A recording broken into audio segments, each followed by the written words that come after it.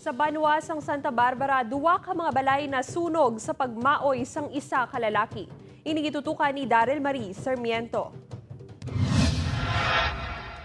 Nagadaba-daba na ang kalayo sa ining puloy-an sa isa ka subdivision sa Barangay Bulong Oeste, Santa Barbara, Miyerkules ang kaagahon sang naabtan sa mga nagresponde nga bumbero. Pag-abot namon, as in totally gutted na siya sang karayo. Kita mida po ba light material lang. Kawayan. Ang gitunan sang sunog ang tagbalay nga si Marlo Araneta, 23 anyos, nga yara sa impluwensya sang Agua di Pataranta kag nagmaoy sa tunga sang ila pagtililipon. Kinapahayag nag-umpisang pagwara sini sang nahibaluan nga na-flat ang goma sang iya motorsiklo. Nagpanglagas pa ini sang binangon kag nanayataya sang pugakang.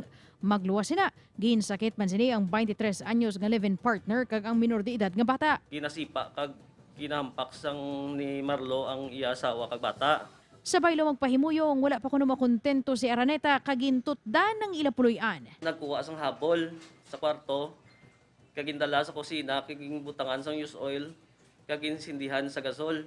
Ang masakit pa, bangod magluwas sa ginrentahan nga balay, naulamid man sa sunog ang kaiping nga balay sang sospek. I-file mo namon nga kwando eh. Di ko hindi sa kung bayaran na niya sang natungdan ng sunog dati.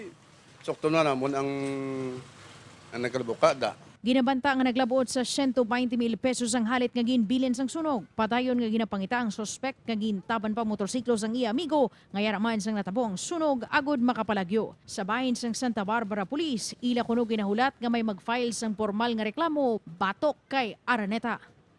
Upod kay Hans Tiserto, Daryl Marie Sarmiento, One Western Visayas.